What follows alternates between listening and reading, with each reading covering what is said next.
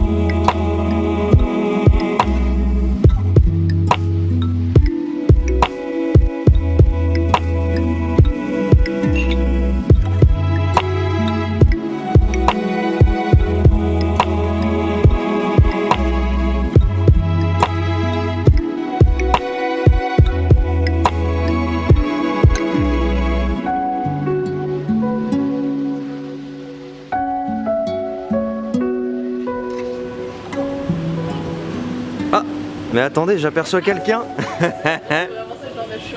Ouais, je suis comme ça, ouais, moi je fais tout le temps ça. Bonjour. Hello. Mais qui est-ce? Je ne sais pas. Ah, je crois que c'est quelqu'un que tu vas emmener dans tes bagages. Voilà, dans tes bagages présente avec moi aujourd'hui, sur au moins une partie de ce marathon. Juste, vite fait en quelques mots, qu'est-ce que tu penses de Kyoto? Qu'est-ce que je pense de Kyoto? Je pense que c'est une ville qui est très belle. Qui est apaisante et dans lequel on aime se perdre. Après, c'est vrai qu'il y a beaucoup de touristes. Oui, et beaucoup de Français. On ne sait pas pourquoi, mais c'est une recrudescence des Français à Kyoto. Bref, on va regarder ça tout de suite. Nous sommes en face du premier café. Pourquoi on appelle ça un café d'ailleurs? C'est vraiment l'américanisation, quoi. C'est vrai. Donc c'est un salon de thé, un Kisaten. C'est parti pour la première étape, je vais vous montrer à quoi ça ressemble. Sur le coup j'ai cru que c'était fermé, mais en fait c'est à l'étage, la petite feinte. C'est souvent comme ça au Japon, faites attention. Quand vous avez une adresse que vous pointez, vous avez l'impression que c'est fermé ou que c'est pas ça, regardez bien que ce soit pas à l'étage parce que ça arrive très souvent. On regarde ça tout de suite.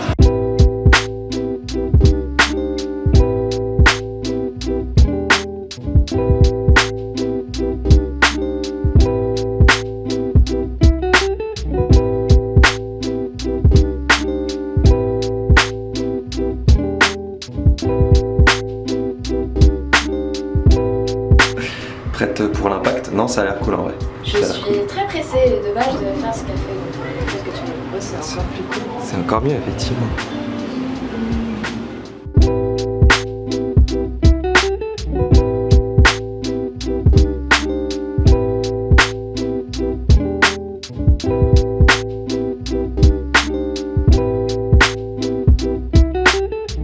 On vient de prendre la spécialité du café qui s'appelle donc Jouvencel. C'est pas beau ça? Une Jouvencel.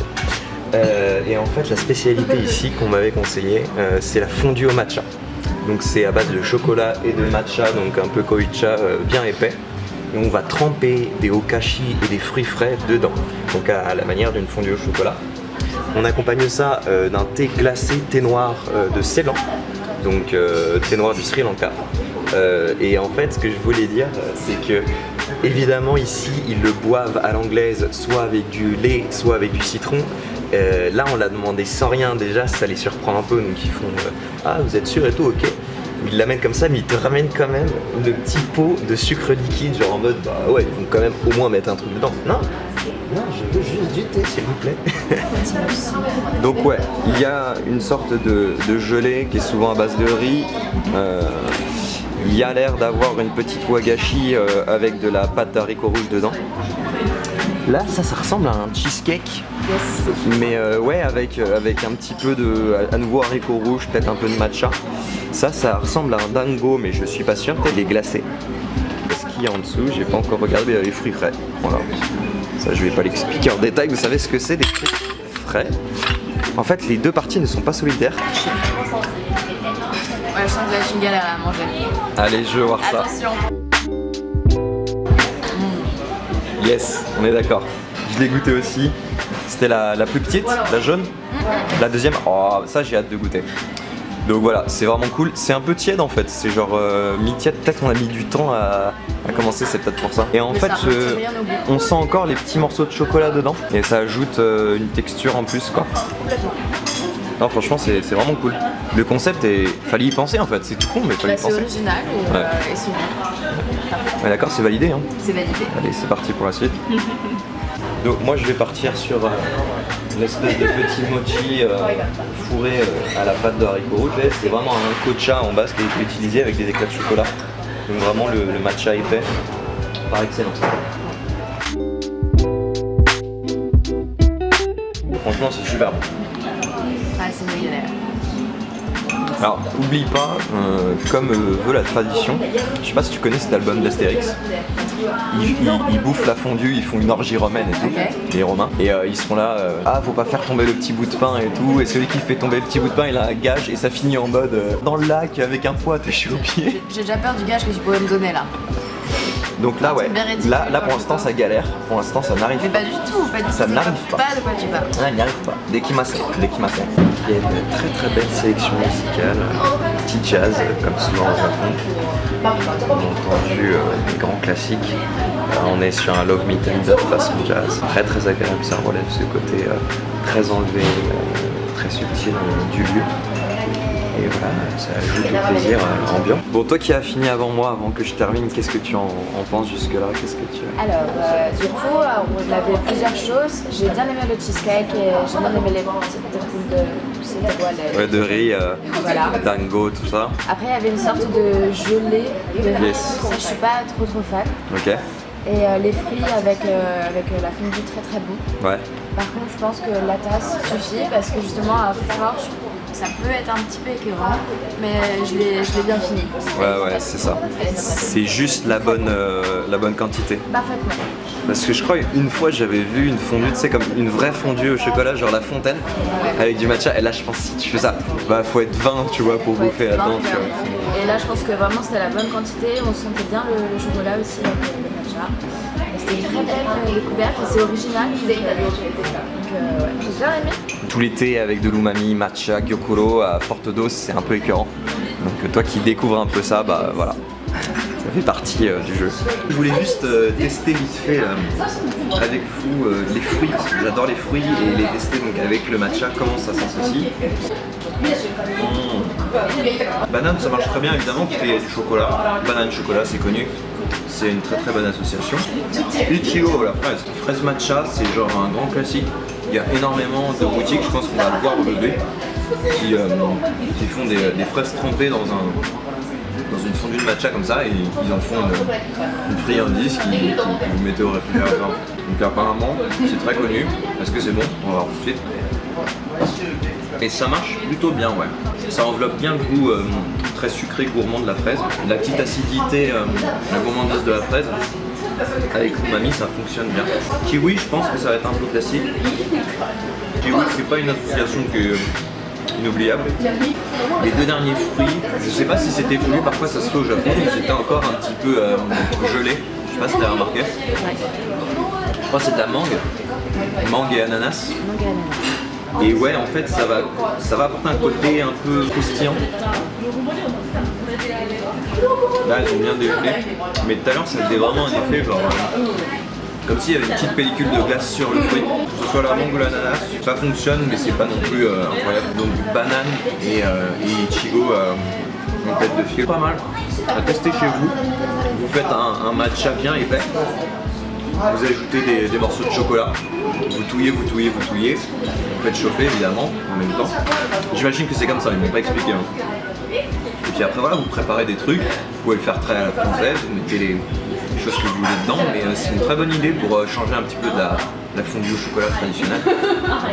Et voilà, comme on a dit, petite quantité parce que ça va être vite écrit. Et alors le thé glacé nature, sans rien, qu'est-ce que t'en penses? Je vais goûter maintenant. Un peu âpre, amer. Ouais, on parle plus de... Est-ce que tu sens que ça t'assèche un peu la bouche? Ça assèche. Ouais, c'est astringent. Du coup, on a eu ton impression sur le thé. Thé glacé du Sri Lanka, thé de Ceylan, sans aucun appareil supplémentaire. Toi, tu avais une impression un peu âpre avec de l'astringence. Tu avais du mal à voir le côté fruité, ce qui est tout à fait normal quand on n'est pas habitué à en boire. Donc moi, c'est pour ça. Comme je te disais, il y a une attaque qui est vraiment bois sec, foin, vraiment typique des thés noirs de cette partie du monde, que ce soit les thés noirs indiens, les thés noirs sri-lankais. Il y a souvent une attaque comme ça qui est végétale, mais un végétal assez sec. Et là, moi, je sens vraiment un côté fruité en note finale, en aftertaste. Et voilà, faut le trouver quoi. Effectivement, en thé chaud, peut-être que ça serait plus évident. Et voilà, moi les fruits que ça m'évoque, c'est les fruits noirs un peu, mais c'est des fruits noirs un peu secs, comme le pruneau séché, la prune, des choses comme ça. Ça fait du bien de boire un truc sans sucre, sans rien, parce qu'on a bouffé un truc super sucré, donc c'est très bien pour contrebalancer. Ici, vous n'allez pas genre avoir une sélection de thé avec plein de trucs. Ici, on vient pour cette spécialité, mais pouvoir boire quand même du thé glacé, nature, sans rien, c'est un luxe en France et au Japon, c'est assez courant. Et là, pendant la période de l'été, c'est nickel quoi. Là, on se rafraîchit bien. Hein. Même si on a mangé un truc sucré, c'est frais parce qu'il y a des fruits et thé glacé, donc c'est une très très bonne association. On peut voir. Finalement, on peut dire qu'on conseille ce lieu. Je conseille. Ouais, voilà, c'est une expérience. Et on avait failli oublier, mais ils viennent d'apporter une petite boule de glace vanille. Et la bonne idée, c'est évidemment...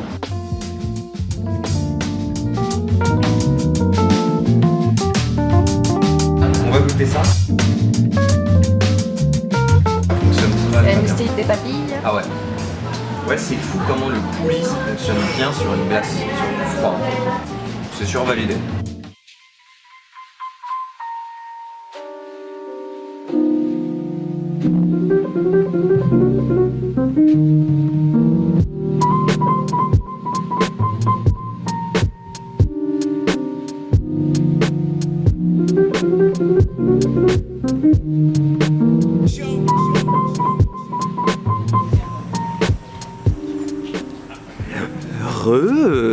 Nous sommes littéralement à 2 pas. C'est exactement dans la même rue, juste à côté.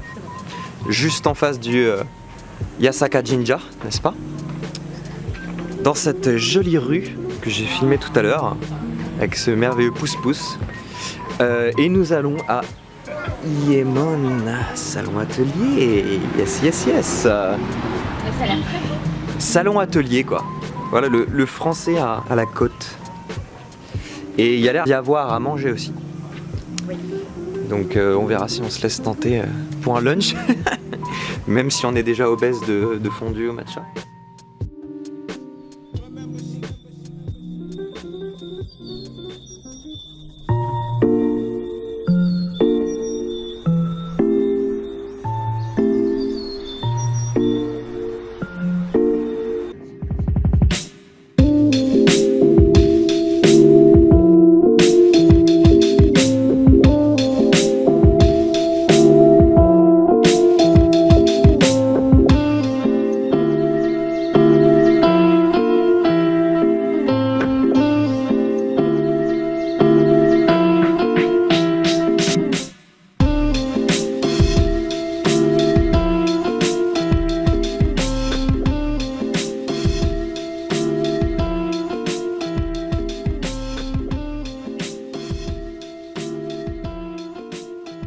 du coup, hors caméra, il y a eu un petit briefing sur les types de thé japonais. Ouais. Et il y en a quand même pas mal. Ça va, tu t'en sors? Ça va, je pense que j'en ai retenu quelques-uns. Ok, parfait. Tu me fais un grand plaisir en choisissant. Un Gyokuro. Voilà. Gyokuro, thé ombré. Au moins une vingtaine de jours. La plupart, c'est ça, une vingtaine de jours. Voilà, on va voir ta réaction. Moi, je suis très curieux de voir ta réaction face au Gyokuro. Moi aussi, ça va être la découverte. Ouais. Et moi, je vais prendre un Kaligane Sencha, donc un thé normalement qui va contenir des brindilles, mais des brindilles issues du Gyokuro. Donc quelque part, on va être liés, tu vois. Il va y avoir un lien entre le Gyokuro et Kaligane, et on va voir ce que ça donne en bouche. Tout de suite. Le petit set à Gyokuro. Alors ici, bon, ils ont choisi côté pratique, c'est que ils n'ont pas une vaisselle spécifique à chaque type de thé. Ils vont avoir une même kyusu, originale comme forme de kyusu. Donc là, ça y est, tu l'as déjà fait? Bah, c'est fini. Ok. Donc hop. J'étais pas sûre, ou alors c'était 2 fois? Non, c'est une fois. Et là, hop, normalement, hop, on fait jusqu'à la dernière goutte le Gyokuro. Pourquoi on fait jusqu'à la dernière goutte? Parce que c'est pas de la merde, tout simplement. Et que ça fait partie du rituel en fait. C'est un thé qui prend du temps, qui demande de la patience et pour le produire et pour le boire. Et c'est pour perdurer cette idée-là que tu extrais jusqu'à la dernière goutte de la substantifique moelle, quoi. C'est toute la philosophie japonaise de dire les choses importantes prennent du temps, il faut prendre le temps et ne rien manquer. Et ça va être la dernière celle-là. Tu le sens? Allez hop. Arigato gozaimasu. Yeah. L'umami est très présente. Garde-le un peu en bouche. Alors du coup. C'est très fort.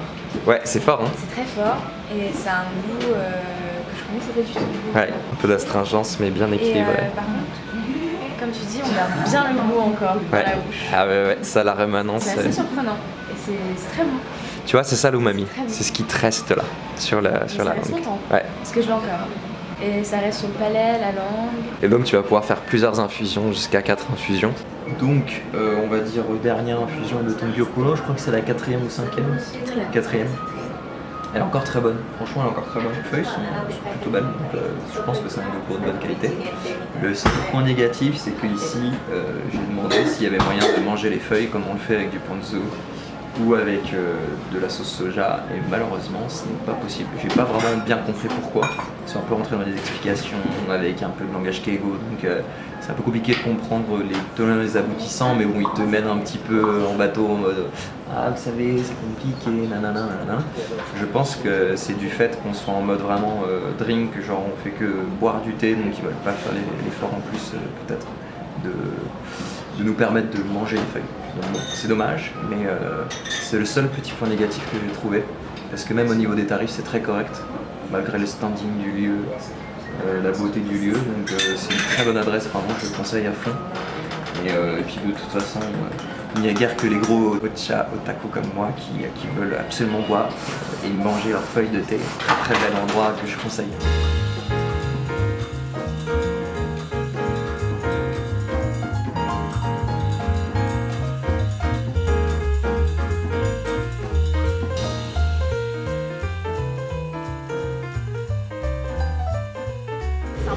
Ouais, très très bel endroit. Ouais, on l'a réussi.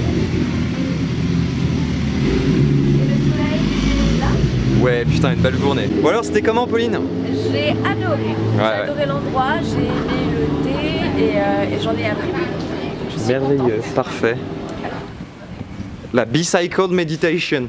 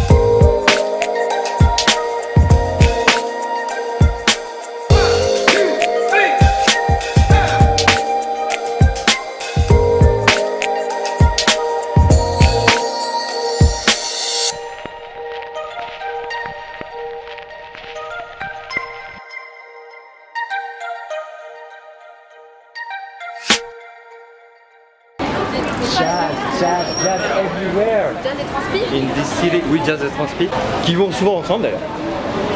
Je peux te dire que quand tu joues du sax ou de la trompette, la transpi arrive vite. Le jazz partout présent dans les grandes villes japonaises, ça c'est un truc assez incroyable parce qu'en France c'est tellement devenu vétuste et c'est tellement triste. On kiffe juste cette ambiance jazzy, omniprésente. Donc on est actuellement à Kawaramachi. C'est vraiment un quartier très commercial avec énormément de boutiques. Beaucoup de gens viennent vraiment ici pour le shopping et surtout le dimanche, c'est bien blindé. Et on se dirige vers une maison de thé qui est très très connue dans la région de Kyoto. Je crois qu'elle est basée à Uji. Vous allez voir, c'est une véritable institution. Je ne sais pas du tout à quoi ressemble la boutique de Kyoto parce que moi, je suis allé voir la boutique de Uji, l'original. Mais je pense que ça va être très très sympa. Changement radical. Et c'est ça qui est aussi intéressant dans les marathés. Je vous laisse découvrir ça.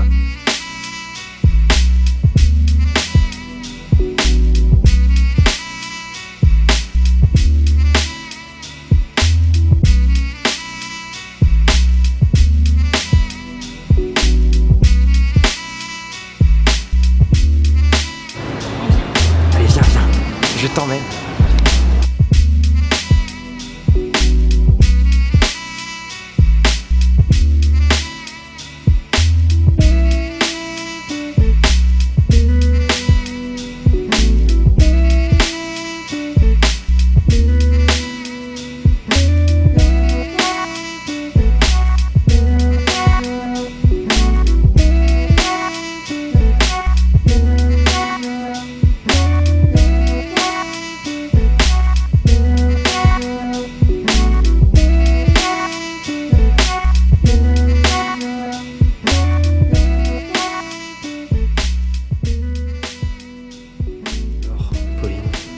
C'est quoi cet endroit?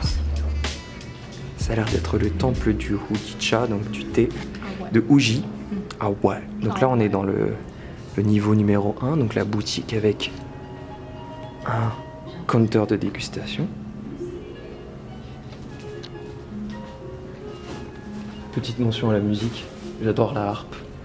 Voilà, ça c'est dit. Ensuite, second étage, il y a un salon de thé classique avec pâtisserie, tout ça. Troisième étage, French cuisine. Donc pourquoi pas, si ça coûte pas une blinde. Quatrième étage, ils font des cérémonies du thé. Et donc ils ont une chashitsu. Et cinquième étage, les accessoires.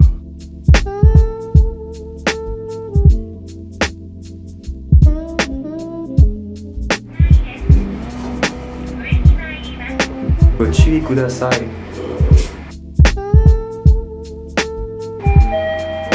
C'est un délire. Bah c'est le restaurant ça, non? Tout à fait. Vas-y, on ferme les portes. Mais le 6 aussi. J'y arrive pas, ça marche pas. Ah, il est Keblo. Il clignote. Je peux réessayer si tu veux, mais ça marche pas. Ouais, là c'est les cérémonies.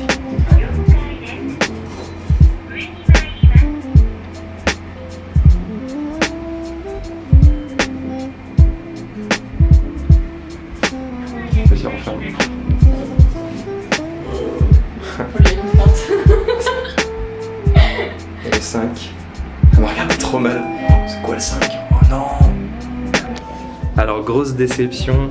En fait, c'est full de partout, à quasiment tous les étages. En vrai, c'est tellement un complexe, un truc vraiment particulier qui, genre, il faut savoir à l'avance comment ça se passe et s'organiser un minimum, surtout un dimanche, je pense. Et en fait, le premier étage, donc le rez-de-chaussée, c'est une boutique où ils vendent du thé, où ils peuvent te faire déguster des thés. Le premier étage, c'est plus un café dans le sens propre du terme, dans le sens où ils font genre juste des matcha, cappuccino, matcha latte et des desserts. Le troisième étage, c'est, si je ne m'abuse, le restaurant, donc qui fait son service du midi que jusqu'à 14h, il est déjà 14h passé. Et le quatrième étage, c'est pour le thé en général, donc boire un sencha, boire un matcha, faire une cérémonie du thé, mais c'est tout complet. Et le cinquième. Voilà. De quoi? Et il y a un cinquième? Ouais, il y a un cinquième aussi, mais il y a un musée et aussi une boutique de teaware au cinquième étage. Donc on ira après. Là, on va essayer d'avoir au moins une petite tasse de thé posée sur le comptoir du rez-de-chaussée que vous avez vu tout à l'heure. Ikapumo. Kirei kapu. Ah, arigatou gozaimasu. Bon, on a pu récupérer une petite tasse de thé. Là, on se dirige vers une espèce de musée de teaware et boutique aussi. Mais bon, petite déception de ne pas pouvoir profiter plus du lieu, c'est quand même un lieu assez exceptionnel. J'ai quand même acheté un petit Futsumushi, Sancha Futsumushi, donc étuvage. Ah.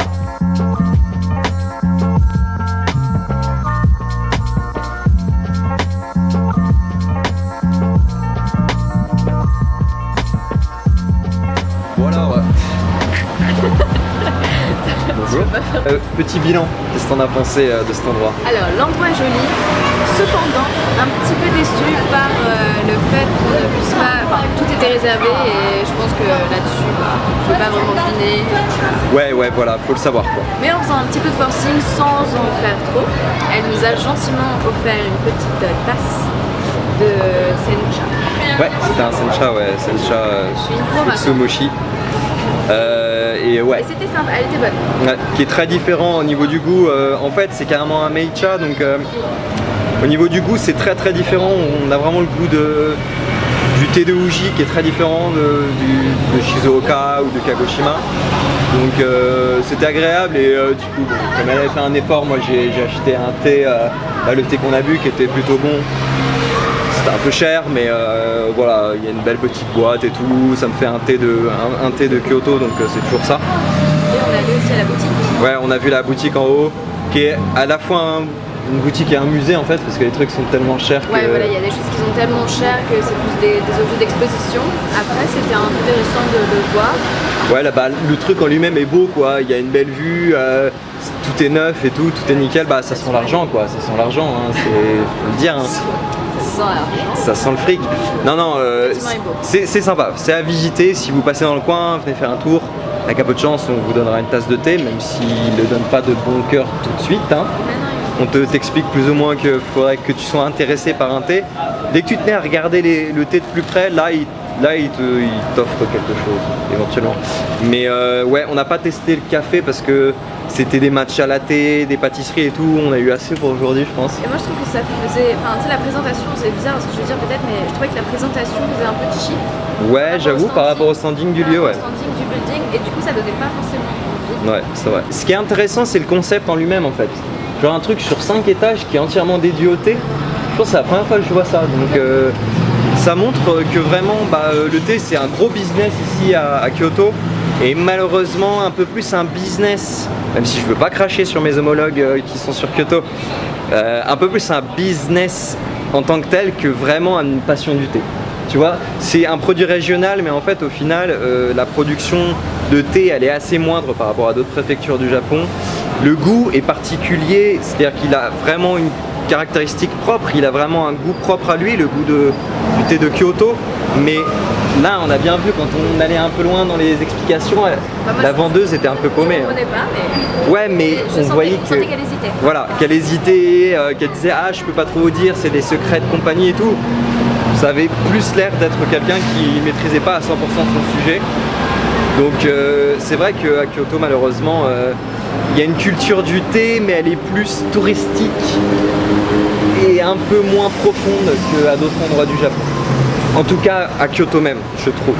Après, on a fait les deux précédents endroits qu'on a fait. Je trouve que justement, c'était assez... Enfin, il n'y a pas de touristes et que justement, ils s'y connaissaient beaucoup plus sur le deuxième. C'est vrai, ouais, parce que c'était plus des petits endroits un peu plus locaux, même si c'était à Gion. Donc...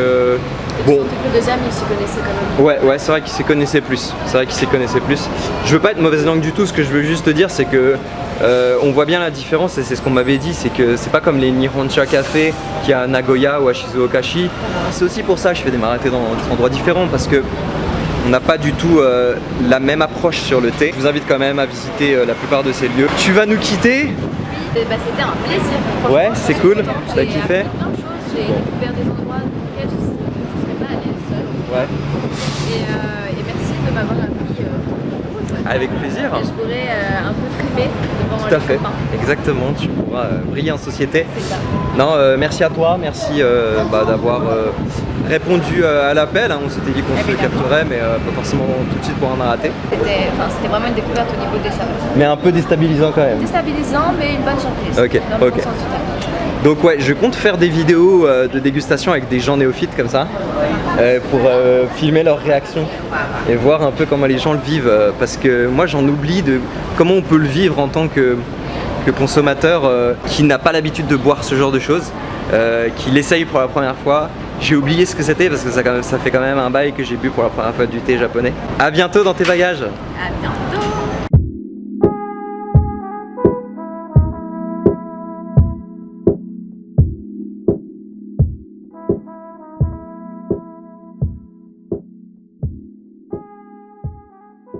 Il y a autre chose à dire sur Kyoto vis-à-vis du thé, c'est que à Kyoto la concurrence du café est assez vénère, je trouve. Il y a énormément de brûleries, il y a énormément de cafés vraiment qui mettent le produit du café en avant. Et je pense que ça fait pas mal de mal au thé et à tous les potentiels Nihoncha Café qui veulent réouvrir, parce que le café prend beaucoup de place ici en ville à Kyoto. Donc de toute façon c'est une menace entre gros guillemets, hein. J'ai rien contre le café en soi, mais plutôt globale que l'implantation de grandes marques et puis tout simplement de lieux autour du café qui viennent supplanter le thé, qui est en fait à l'agonie au Japon plus qu'on pourrait le croire. Donc ça joue aussi, même si évidemment il y a des très très beaux lieux pour le café et je ne les blâme pas. Mais c'est vrai que du coup je pense que certains salons de thé souffrent de ça aussi. Et c'est pas toujours un terrain propice pour ouvrir de nouveaux endroits.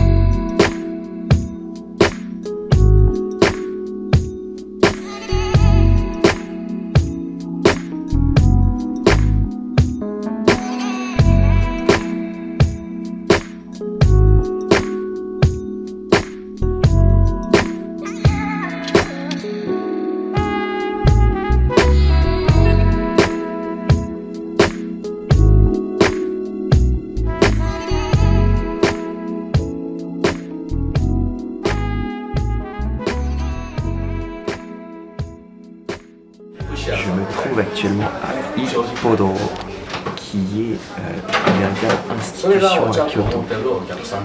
C'est un endroit où je suis déjà allé en début de semaine, dans un tout autre contexte. Et cette fois, je vais profiter d'une autre partie du bâtiment. Qui dit institution dit carrément des départements, des différents univers au sein d'un même endroit, et c'est tout à fait ça Ippodo. Donc on va avoir d'un côté une pièce de tasting session, moment de dégustation, c'est là où je suis. Quand on rentre, ce que vous avez vu, c'est une boutique, je vous ferai le tour après, et tout au fond à droite, c'est un salon de thé où je suis déjà allé la dernière fois. Donc c'est pour ça, là je profite d'une autre partie de l'endroit en tant que tel. Donc c'est vraiment un endroit incontournable à Kyoto quand on s'intéresse au thé. Je ferai un débrief après, je vous laisse profiter de ce qu'on va voir là tout de suite durant la tasting session.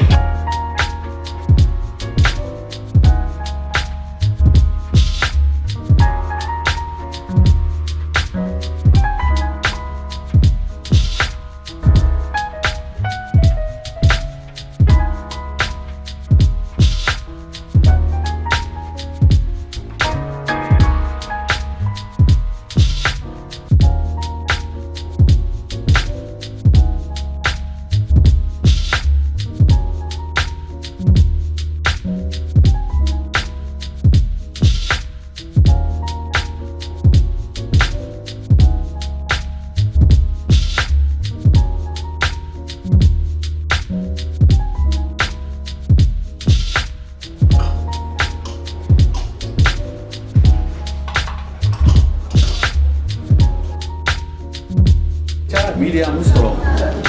Strong. Strong. はい、お願いします。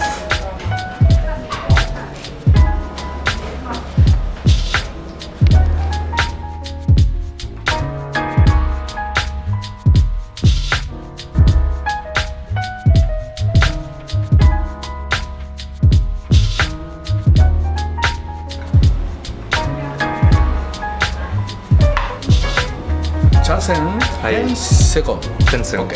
はい。 1, 2, 3, 4, 5, 6, 7, 8, 9, 10. OK。おービッグバブ。ビッグバブ、クリーミーバブチェンジ。マジックね。そうですか。上手ね。OK。ストロング。はい、 OK ストロングそう。いいですよ。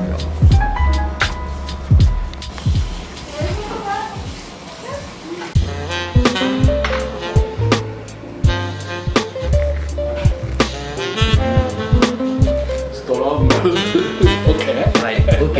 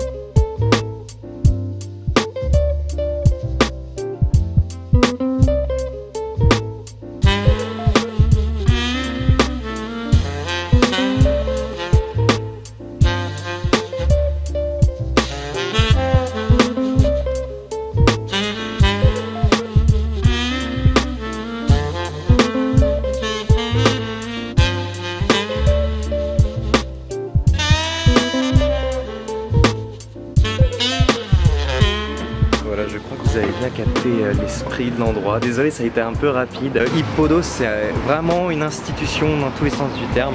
C'est un bel endroit, vraiment. C'est pas juste un endroit qu'il faut visiter parce que c'est culte. C'est un endroit où on passe de bons moments. L'atmosphère est très particulière, très agréable. On ressent vraiment l'histoire que porte ce lieu. Donc c'était à faire, je suis très content d'y être retourné. Et pour moi, cette partie testing session est la meilleure partie. La partie qui est juste derrière moi, ici. Pour moi, c'était avec un monsieur passionné que j'ai passé ce moment. Et c'est rapide, vous êtes debout, mais en fait c'est comme si vous étiez au comptoir d'un petit bar avec un grand connaisseur de liqueur. Et en fait c'est du thé. Donc c'est vraiment une très belle expérience et j'avais jamais vécu une dégustation dans ce genre de conditions. Tout ça dans un cadre magnifique avec des boiseries partout, à la fois de l'histoire, une bonne rénovation, une bonne conservation de l'ancien, mais aussi avec des petites touches de modernité, des belles lumières, de la belle décoration. C'est un très beau lieu, je vous invite vraiment à le visiter. Il y a plusieurs ambiances, vous pouvez acheter du thé, boire du thé, déguster du thé. Donc voilà, c'était obligé que je passe par ici pour un marathé à Kyoto. Voilà, c'était vraiment kiffant. Rendez-vous au Hippodos si vous passez ici. Et en plus c'est la boutique, la première, la boutique historique, il faut y aller, vraiment. Et voilà, ainsi finit ma journée à Kyoto. Donc vraiment des très belles surprises. Je voulais terminer par des petites wagashi, des pâtisseries japonaises. Mais l'endroit que j'avais repéré là est complètement impraticable parce qu'il y a actuellement le festival de Gion.